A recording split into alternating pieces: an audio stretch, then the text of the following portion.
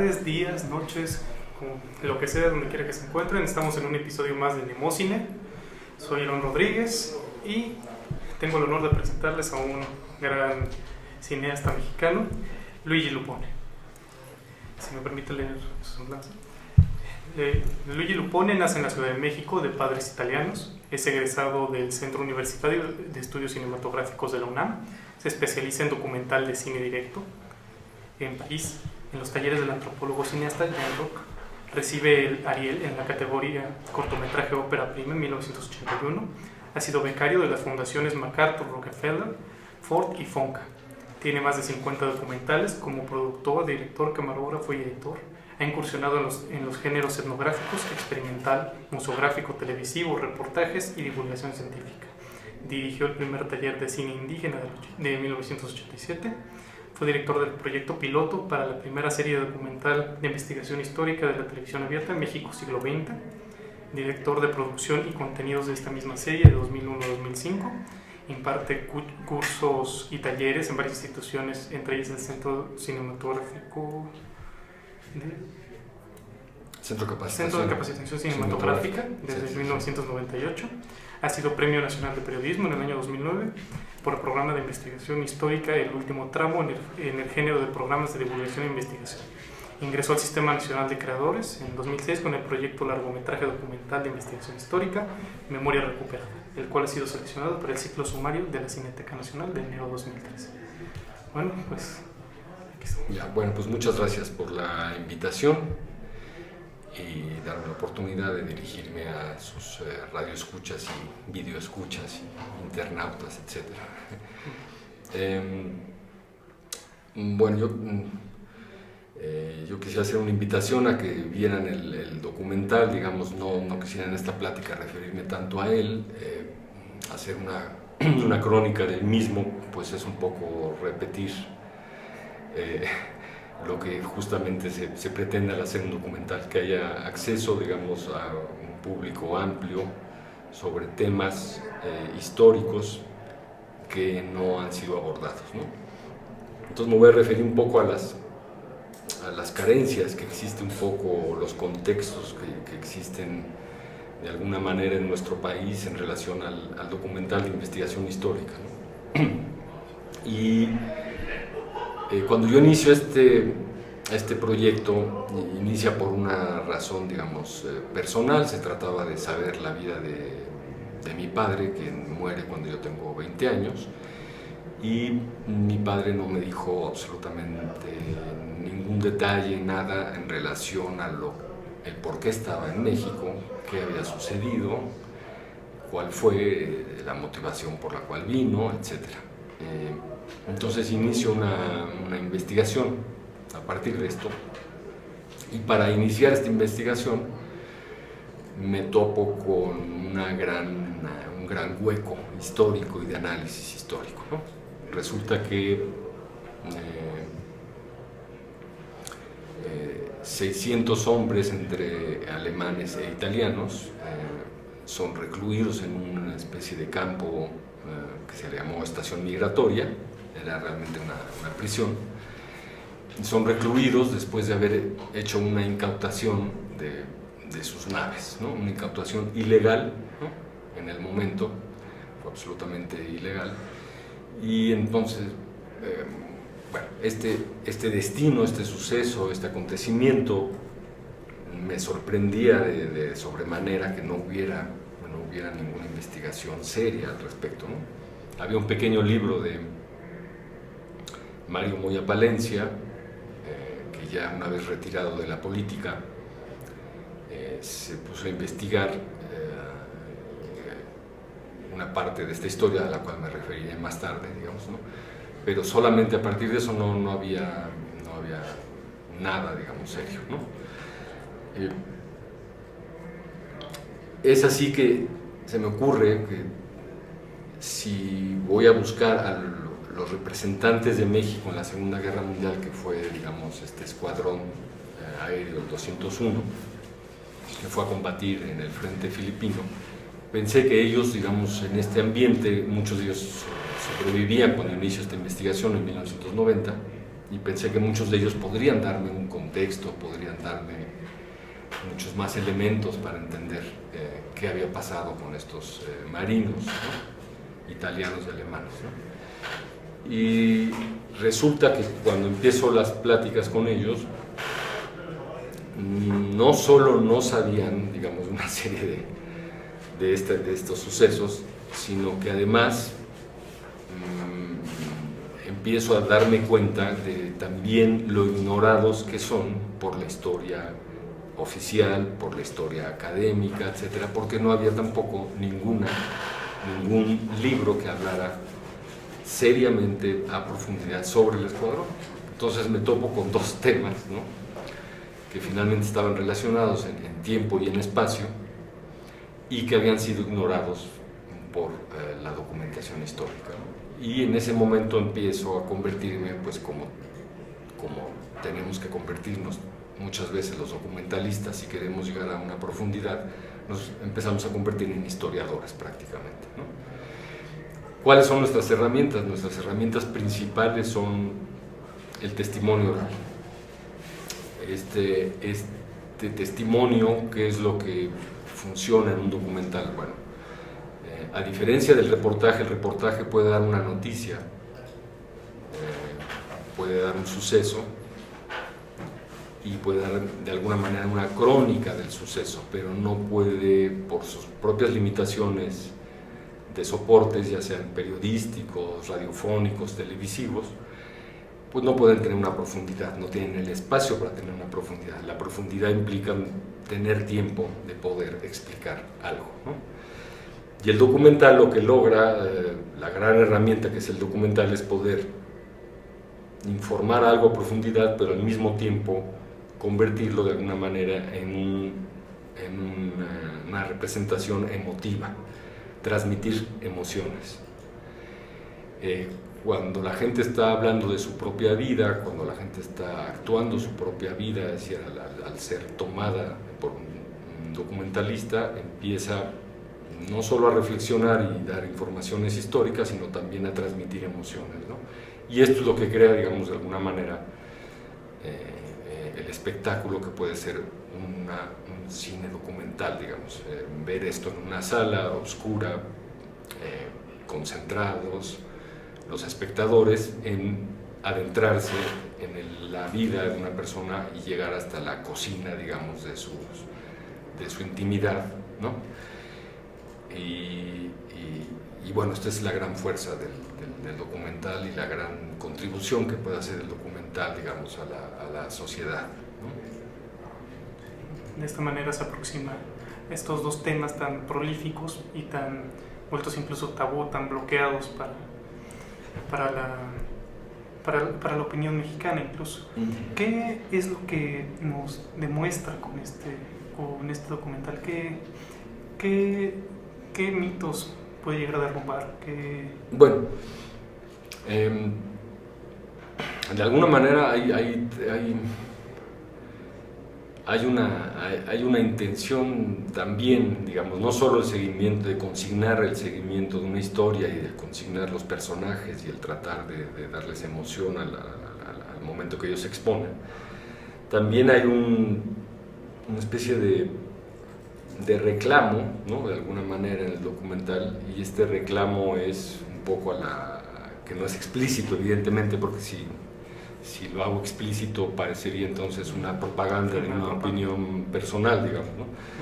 Pero bueno, en estos contextos, en este programa, etcétera, se puede hablar de lo que sucede alrededor del documental, ¿no?, o qué me sucede a mí alrededor.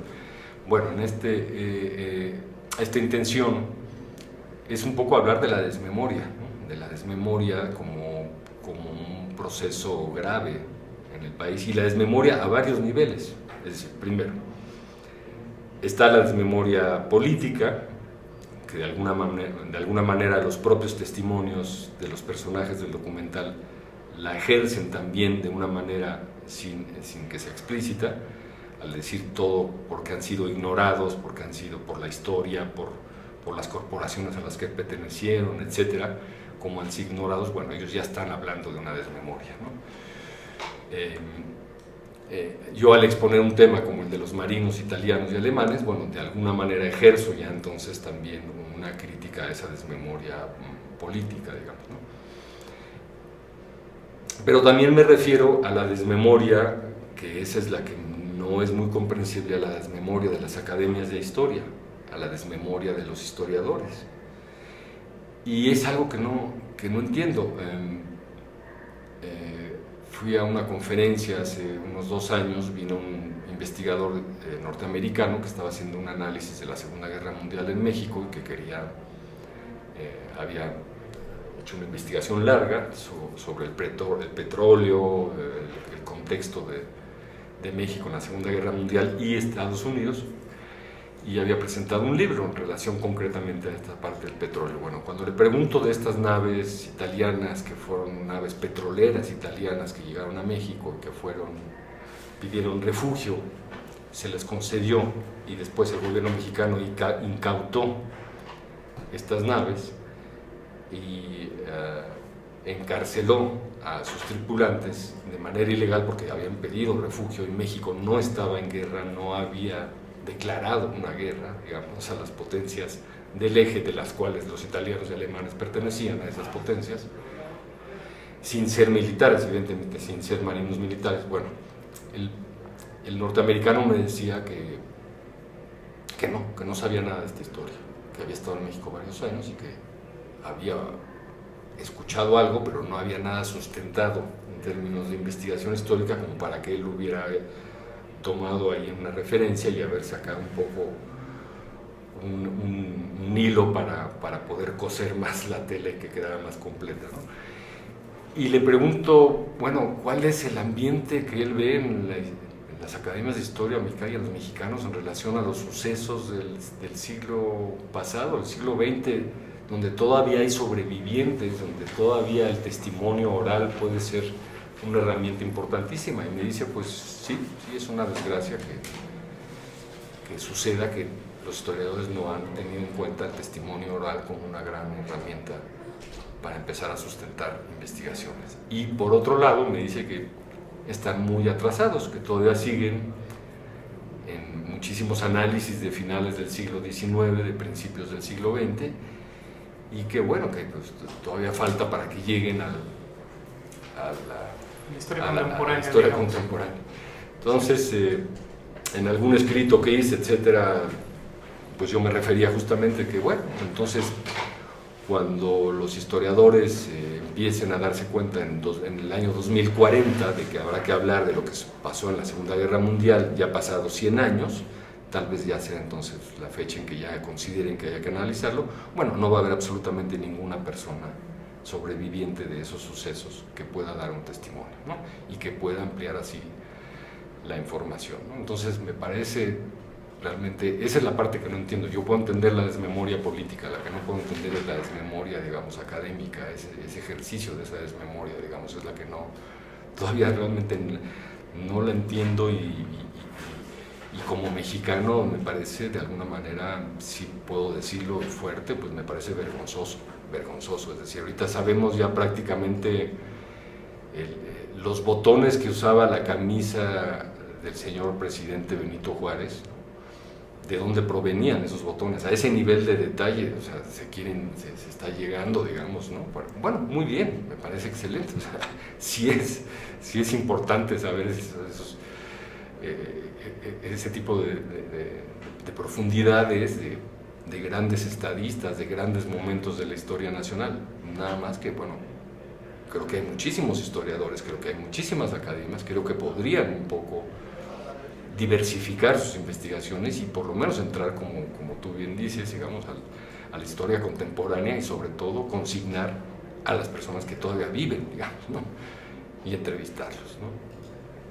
Sí, es que eso incluso yo, cuando tomo un libro de historia, sobre todo los oficiales y los que divulga el mismo gobierno, me doy cuenta de que falta mucho desarrollo en esa historia actual, en la historia que todavía podemos acercarnos e incluso sentirnos identificados, o al menos comprender como el peldaño previo a nuestro estado.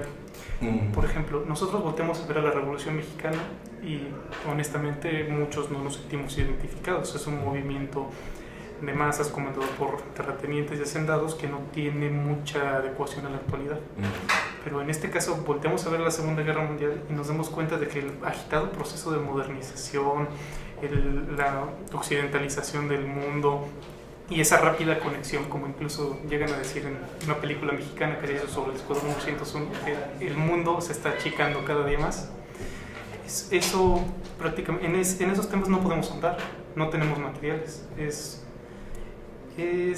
como usted dice, vergonzoso, reprochable que haya una sordera institucional respecto de lo que es la Segunda Guerra Mundial. Sí, sí. Bueno, otro tema que me parece importante tocar aquí, ahorita se me está viniendo un poco a la mente, que aprovechando concretamente la audiencia que ustedes tienen, el público que tienen, digamos, referido a las ciencias jurídicas, ¿no? En una de mis clases es muy difícil enseñar, digamos, un documental. El documental, a diferencia de la ficción tiene siglos de tener ciertas leyes, es decir, desde los griegos, la dramaturgia, digamos, clásica, ha creado cajones específicos para poder representar algo. Lo que me refiero es esto, es decir, si uno quiere hacer una comedia, hay leyes para hacer una comedia. Si uno quiere hacer drama, hay leyes para hacer un drama o hacer un melodrama, ¿no? Nadie quiere hacer una comedia sin respetar esas leyes, porque entonces, pues si quiere uno que la gente se ría, pues no puede correr el riesgo que se pongan a llorar si se equivoca de género, de puesta o de no respeto a esas leyes, digamos, a las que obedece y que han sido, digamos, actualizadas, lo que quiera, pero en el sustento sigue siendo el mismo, digamos, ¿no? Eso es por el lado de la ficción. En el lado del documental es muy difícil enseñar documental, porque el documental es el género que siempre ha ido adelante en términos de innovación.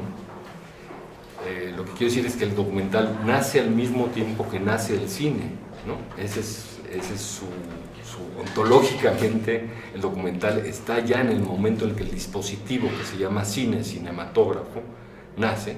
¿Qué es lo primero que se registra? Son escenas de la realidad, ¿no? A partir de esta escena de la realidad surgen creadores que la realidad empiezan a utilizar el dispositivo cinematográfico como un elemento para entrar en la ficción, y ahí es donde viene Méliès y en donde empiezan, digamos, a crearse la fantasía a través de los trucos, ¿no?, que permitían el engaño de la visión y el engaño de la velocidad y el espacio que significa el cine, ¿no? Bueno, pero el documental siempre ha ido adelante y siempre está innovando, entonces es muy difícil encajonarlo, es muy difícil decir, para hacer un buen documental hay que hacer esto y esto y esto y esto, ¿no? Bueno, entonces, en algún momento intenté con los alumnos que tenía que dar el taller de documental, crear el espacio de enseñanza como si fuera una corte. Es decir, ¿qué sucede? En una corte sucede que hay un ministerio público o un fiscal que tiene que presentar pruebas de algo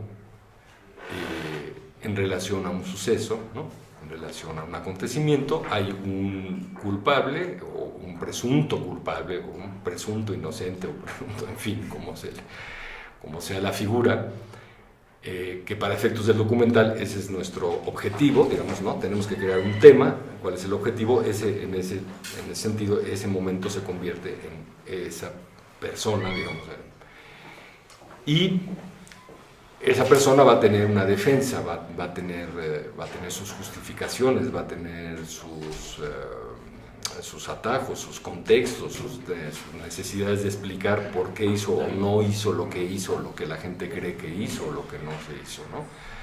Bueno, y entonces el documentalista tiene que iniciar una investigación en relación a presentar estos hechos, digamos, a presentar los hechos y darles una profundidad, ¿no?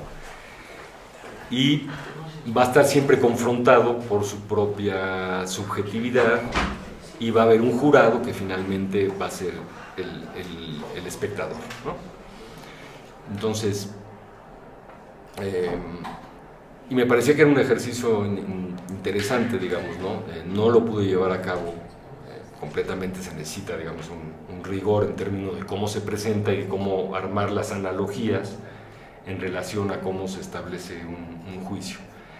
Pero para efectos, digamos, de una cierta metáfora de la enseñanza, me parece muy ilustrativo lo que sucede en una sala de juicios, digamos, ¿no? Es justamente, tenemos el juicio de la historia, por ejemplo, que se habla mucho. ¿Cuál es el juicio de la historia? ¿Quién lo hace el juicio de la historia? ¿Lo hacen los historiadores?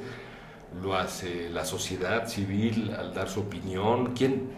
Cuando Díaz Ordaz dice, pongo toda mi integridad y todo mi peso y defiendo lo que hice el 2 de octubre de 1968 y lo dejo al juicio de la historia, etc. Bueno, pues, ¿cuál es el juicio de la historia con personas como Díaz Ordaz, ¿no? Entonces a eso me refiero un poco, de ese poder que tiene el hecho de mostrar algo, analizarlo, investigarlo a profundidad y hacerlo público, digamos, ¿no? Como ahora, bueno, en fin, sí, sería básicamente.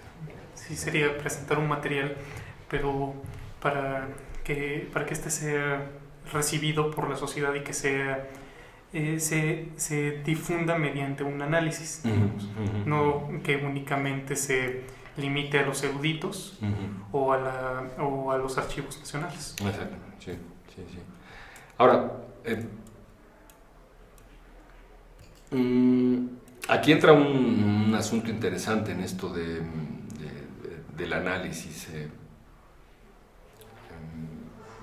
Hace un momento me comentabas, antes de la entrevista, de la objetividad con la que se ve el documental. La objetividad es un asunto en términos de la representación visual de algo, es decir, de elaborar un documento, un reportaje, un documental, etc. La objetividad no existe. Es decir, en términos de una representación artística, de una representación visual, hay siempre un autor atrás, hay una mirada que escudriña, digamos, y que ve. Por ejemplo, esta pequeña escena, digamos, en la cual estamos en este momento, en este lugar, en esta habitación, si uno quisiera hacer un documental de esta situación y quisiera ser objetivo, nos podríamos pasar toda la vida editando, primero grabando esta situación, es decir, poniendo una cámara aquí. O sea, imagínense toda la cantidad de ángulos posibles que puede haber en un lugar así. Bueno, podríamos pasar 20 años para cubrir todos los ángulos posibles. Bueno, y después, ¿cómo lo editamos, no? ¿Cómo editamos este momento en que vi esto, este momento, aquí, acá, desde acá, en fin, bueno, ¿cómo lo editamos? También podríamos pasarnos el resto de nuestra vida también editándolo, para crear un documento que sea absolutamente objetivo, ¿no? Cuando el artista visual Andy Warhol en los 60s hizo un documento que se llama la Torre Empire State, digamos, es un documental de, no sé, dura como 6 horas o 7 horas, una cosa así, que colocó una cámara frente al edificio más grande de Nueva York, y dijo que en ese momento había nacido el cine objetivo, que había nacido el cine donde no había intervención, no había nada, no había edición, era una cámara corriendo. Bueno, pues resulta que no es cierto, porque él decidió en dónde poner esa cámara. Él decidió a qué altura poner el tripié de la cámara, él decidió en qué ángulo fotografiar. Esas decisiones, esas 3, 4 o 5 decisiones, crean ya una subjetividad, es la subjetividad del artista, ¿no? En ese momento. Entonces nadie puede ser objetivo al momento de tratar de consignar la realidad, ¿no? De ver la realidad. Nadie puede ser objetivo, es decir, todo el mundo. Si yo te doy a ti una cámara y a tu compañero así, y queremos hacer un documental también de esta escena en este momento y tenemos 4 minutos para hacerlo, seguramente van a ser 3 documentales diferentes. ¿Por qué? Porque somos diferentes. Todos somos diferentes. Todos tenemos otra historia, venimos de otro lugar, tenemos otra educación estética. No hay ningún juicio ahí, no hay que hacer juicios. Ese es justamente lo que a veces se confunde con objetividad, con juicio. Es decir, no hay que hacer ningún juicio, ni es para bien ni es para mal, somos diferentes nada más y vamos a hacer las cosas diferentes. Es en ese momento en que, yo lo repito mucho en las clases, que no hay nada más, digamos, lo más, digamos, 100% objetivo es que seamos fieles al 100% de nuestra subjetividad, ¿no? Entonces, si yo quiero hacer un documental que tenga un motor emocional fuerte, digamos, ¿no? Que hay que tenerlo, ese motor, para hacer un documental, uno puede estar... Hay 3 razones por las que yo hago documentales, por ejemplo, básicamente, y ahí tal vez con esto se entiende un poco más lo que quiero decir. Hago documentales porque me interesa mucho algo y no sé de algo, de una parte del mundo, por eso también he hecho documentales de investigación científica, porque no sé algo de un proceso de la física de partículas o de un proceso biológico o del calentamiento global, etcétera. Quisiera saber más, ¿va? He hecho documentales para profundizar sobre esto. Eso es porque me interesa, porque tengo curiosidad. El segundo es porque me gusta algo, porque disfruto algo, porque me gusta el seguimiento de un personaje que está boxeando o que está tocando música, etcétera. Bueno, me gusta esa situación, me gusta poder acompañar a alguien en esas situaciones, son las que me gustan. Y la tercera razón es porque odio algo, porque tengo una opinión en contra de algo, de un suceso histórico, de una cosa.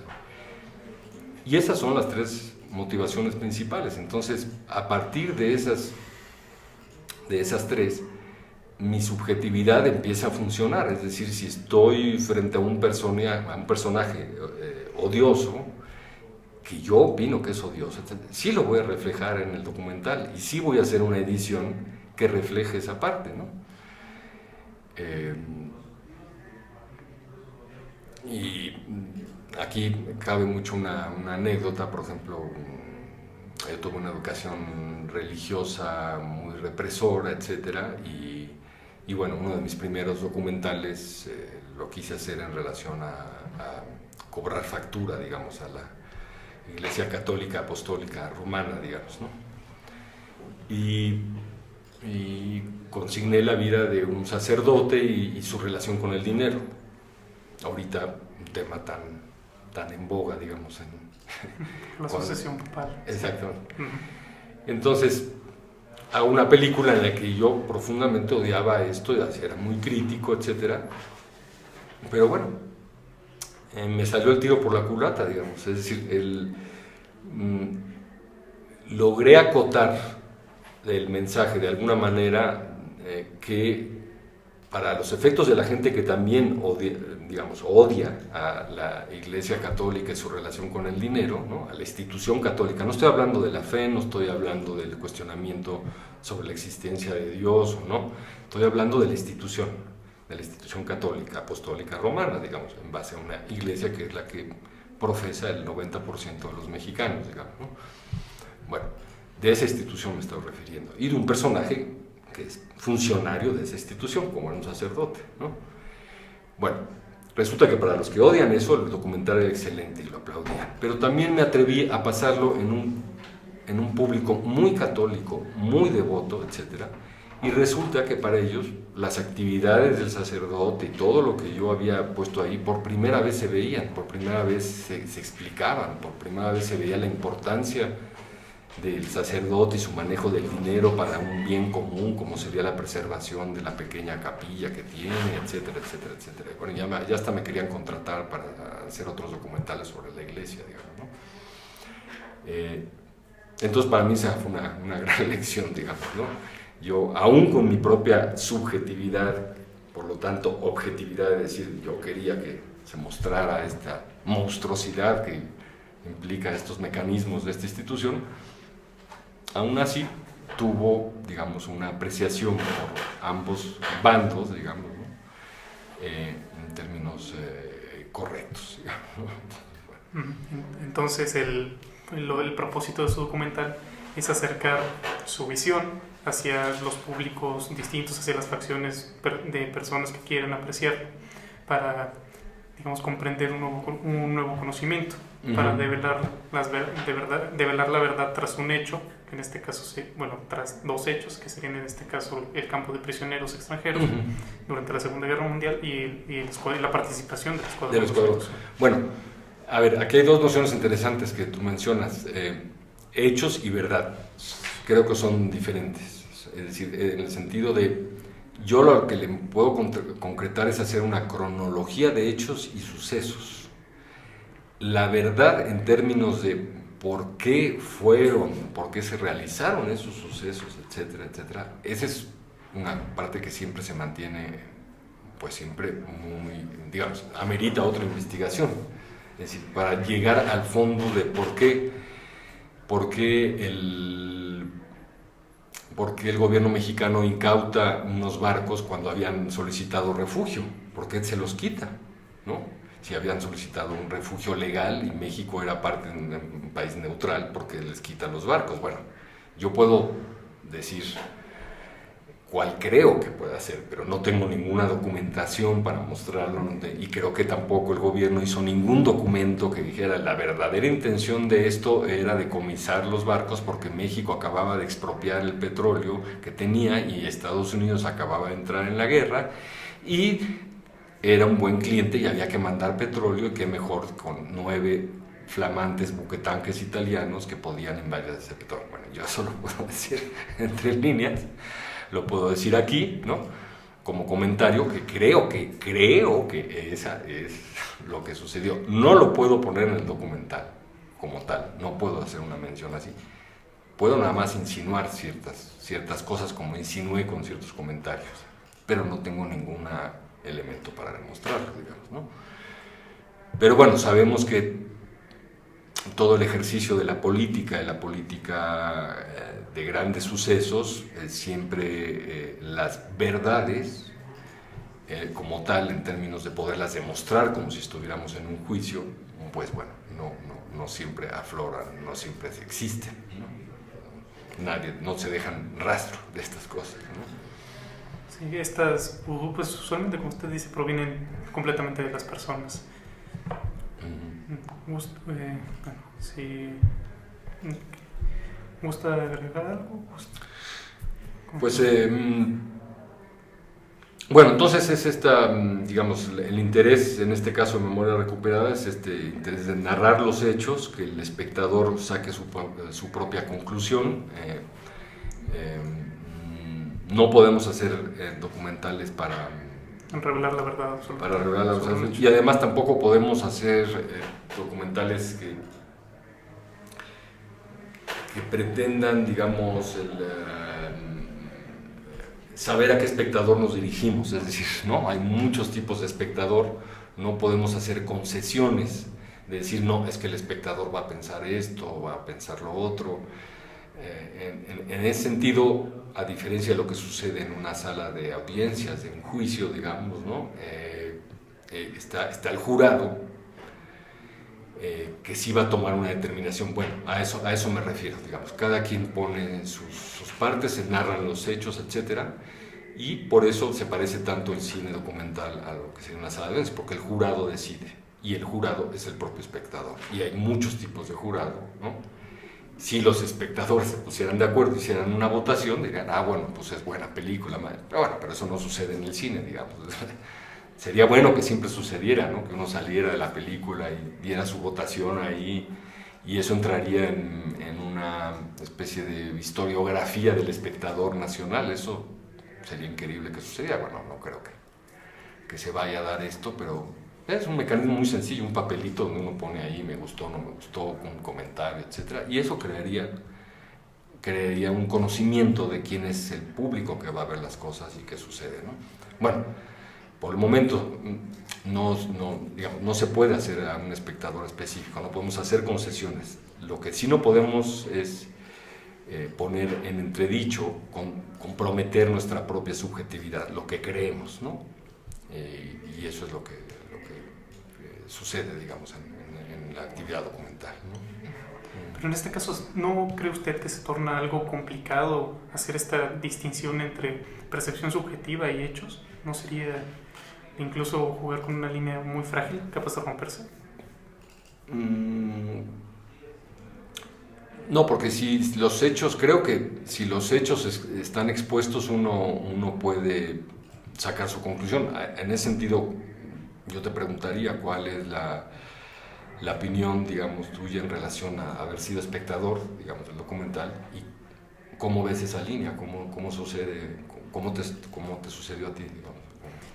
Pues, bueno, como mi apreciación, como ya tiene algo de información al respecto, me permite comparar versiones oficiales, versiones no oficiales, rumores, algún material que yo he visto, fotografías, videos aislados, y me permite apreciar, tal vez darle incluso un poco más del valor que yo le proporcionaba al Escuadrón 201, o encontrar motivos un poco incluso alejados de la guerra. Bueno, mucho más que nada de la conflagración en sí, de los peligros de sabotaje, de los campos de prisioneros que hubieron aquí en México. Pero ese es mi caso, porque yo ya tengo algo de información al respecto.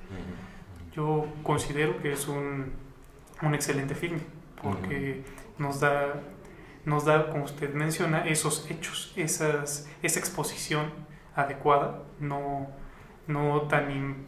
impresa por una idea que deba de prevalecer sobre el material que encuentro. Bueno, en tu caso sí, evidentemente no es un espectador común, digamos, ¿no?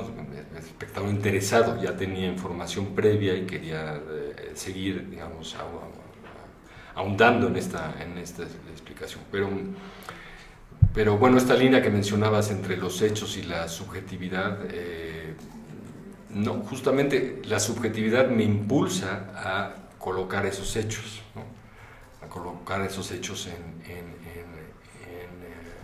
esta paleta, digamos, de sucesos. Es decir, por ejemplo, hay una carta en el documental, el marino, el contraalmirante que se encarga de incautar los barcos en esta acción ilegal en 1941, y que ejerce una rápida acción, etcétera, y lo cual evita que muchos de los barcos fueran hundidos por los propios marineros italianos, que, bueno, ante el hecho ilegal, pues lo que quisieron es justamente que en ese momento una especie de declaración de guerra en pequeño, digamos, ¿no? Salvar un poco el honor. Salvar un poco el honor. Bueno, ¿te quieres quedar con unos barcos después de que te acabamos de pedir refugio? Bueno, pues por lo menos no te vamos a dejar que los uses, o sea, entonces pues vamos a hundirlos, ¿no? Porque nos estás desalojando, nos vas a dar una habitación ahí en Tampico, muy bien, pero no vas a usar estos, ¿no? Bueno, él logra una incautación muy rápida, ejerce rápido una acción. Bueno, justamente no pasa ni siquiera 2 años y el contraalmirante manda un escrito pidiéndole al presidente de la República que le permitan pedir limosna vestido con su uniforme en cualquier iglesia del país, debido a que pues, la Secretaría de Marina le niega sus salarios, digamos, desde hace no sé cuánto tiempo, no recuerdo bien cuál era desde hace 18 meses, una cosa así, ¿no? Bueno, yo pongo ese hecho, nada más. Y entonces, ¿qué quisiera que concluyera el espectador? Bueno, eso nos da un indicador de qué tipo de gobierno, qué tipo de mentalidad se ejercía en un gobierno que sus propios esbirros, que sus propios ejecutores de actos ilegales, etcétera, además sean recompensados, más bien no recompensados, ni siquiera recompensados extramente, simplemente no se les paga un salario. O sea, bueno, me parece un dato revelador de cómo funcionaba una mentalidad institucional en el momento, ¿no? Y lo pongo porque tengo la carta, tengo una copia de esa carta, digamos, ¿no? Ese es el punto. Y sí, efectivamente lo hago con ahí entra la subjetividad, ¿no? con cierta mala leche. ¿Cuál es la mala leche? Bueno, pues justamente que opinen, ¿no? Que se cree una opinión de cómo estaba funcionando el gobierno en ese momento, ¿no? Cuál era su mentalidad. Ahí es donde entra esa subjetividad y se acerca con los hechos, ¿no? Es lo que mencionaba. Sí, porque curiosamente muestra el hecho, no hace un juicio, no condena, sino que lo muestra y le deja al espectador ese impacto. Incluso estando ahí me di cuenta que la audiencia incluso bajó un poco la emoción que le afloraba por ver ese hecho tan frío, tan directo.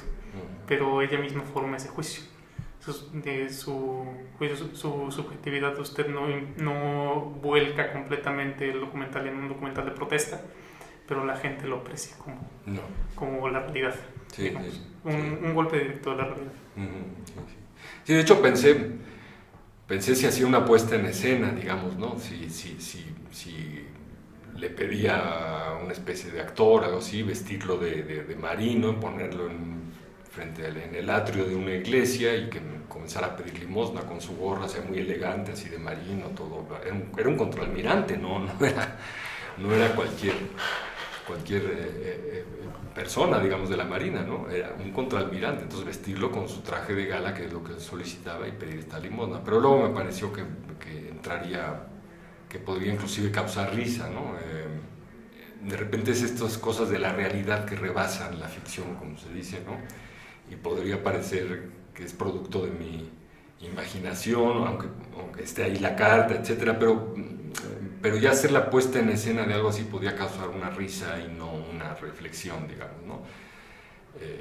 Porque puede ser algo tan grave que entonces uno ríe y entonces ya se le olvida lo grave que puede ser. Entonces preferí, digamos, no hacerlo y solamente colocar la carta, digamos, ¿no?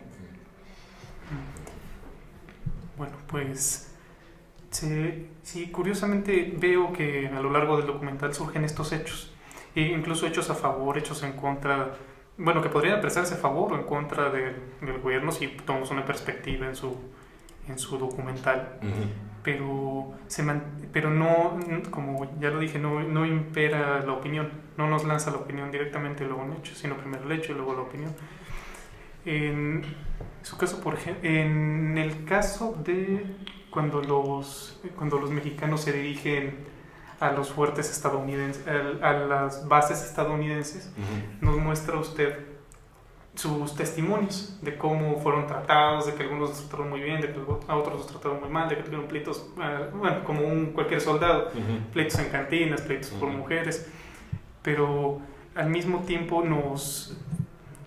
ellos nos dan su impresión, pero de nosotros queda apreciarla o no cotejarla con los hechos para contextualizarla, digamos, para comprenderla bien.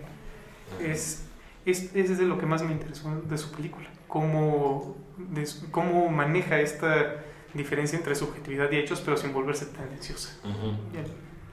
Claro. Sí, yo creo que es en esto, en esta pequeña narración que cualquiera de nosotros puede hacer de un hecho de vida, de un suceso, que podemos encontrar grandes contextos, grandes análisis, digamos, ¿no? Es decir, el hablar de la cotidianidad y cómo se dio algo y tener el tiempo para hacerlo y el tiempo para exponerlo a detalle, ¿no? Nos revela muchísimo de la situación. Y cuando uno entonces coloca un hecho, un número, una numeralia dura, etcétera, lo que sea, si no va acompañada de estas pequeñas narraciones que son en viva carne, digamos, es alguien que sí lo sintió, lo vivió, lo sufrió, se divirtió, lo que sea, ahí es donde adquiere la justa dimensión los datos, digamos, ¿no? y los hechos, ¿no? Es cuando le sucede justamente a alguien y expone justamente ese testimonio, expone su propia opinión, ¿no? del suceso, ¿no? Bueno, si gusta, pues, bueno, ¿te gusta agregar algo más? Bueno, no solamente me gustaría que el público que pudiera ver este documental, pues lo mejor para nosotros que puede hacer es que simplemente corra la voz, digamos, de su opinión, y que lo comente a las personas, ¿no? que considere para que se siga viendo, digamos, ¿no? Y si tienen amigos historiadores, etcétera, que no van mucho al cine, o si van al cine van a ver películas de ficción, o, ficción, etcétera, bueno, pues tal vez que los historiadores sería bueno que se dieran una vuelta por ahí, digamos, ¿no? Bueno, sí, más que nada para crear esa identificación de los documentales de auténtica historia y la investigación histórica, no tanto disgregar ambas ramas, sino darle un impulso nuevo simplemente para lograr difusión, porque si la historia no se recuerda, si la historia no se revisa, prácticamente se vuelve una letra muerta, un hecho anecdótico. Y en ese sentido, creo que para cerrar, por el público específico de esta emisión, creo que toda causa jurídica tiene una cantidad de información importantísima de carácter histórico, ¿no? Y si se dan cuenta, uno de los grandes éxitos del cine norteamericano, de taquilla, de impacto, de situación, son las películas que suceden en las salas de audiencias de juicios. ¿Por qué será esto? ¿No? O sea, son siempre estas películas que comienzan diciendo estos hechos son verídicos, ¿no? Estamos reproduciendo, ¿no? Y cuántas de estas son miles, son cientos de miles de películas norteamericanas que son las que imperan, digamos, ya como parte del imperio de imposición cinematográfica mundial, que terminan en una sala de juicio como elemento dramático y de gran audiencia, ¿no? De gran impacto, ¿no? Siempre el juicio termina siendo un gran drama, digamos, ¿no? O un gran melodrama, depende cuál sea el juicio. Bueno, lo que quisiera es como una invitación a que hay una cantidad de historias que están dormidas, digamos, en esos procesos que con una buena investigación histórica documental, no estoy hablando que se haga una ficción, porque en la ficción ya se intenta otro tipo sino hacer buenos documentales de muchísimas historias de injusticia, de justicia media, de posibilidad de justicia, etc., ¿no? Entonces, bueno, creo que tienen en las manos un gran archivo y creo que el género documental podría ayudar muchísimo en este sentido, ¿no? Bueno, pues agradecemos mucho la presencia de nuestro invitado, Luigi, o como él dice, como sí tiene traducción, Luis Lupone, y los invitamos a revisar las páginas del proyecto, gradocero.com, o encontrarnos en Facebook, Twitter, ya saben, donde pueden encontrar todos los podcasts de la familia Proyecto Grado Cero. Buenas tardes. Gracias.